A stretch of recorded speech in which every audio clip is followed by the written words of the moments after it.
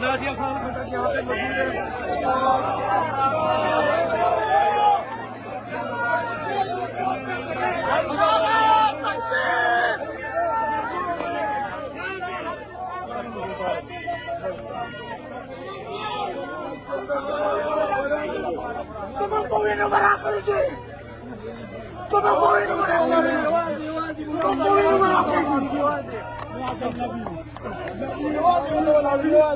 Love you.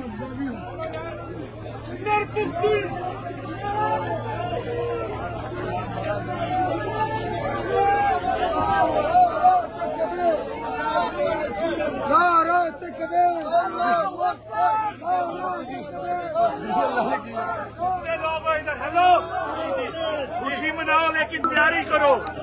ये वो लोग हैं जो कानून को नहीं मानते। ये दोबारा आएंगे, आपने इधर ही रहना और यही तैयारी रखनी है।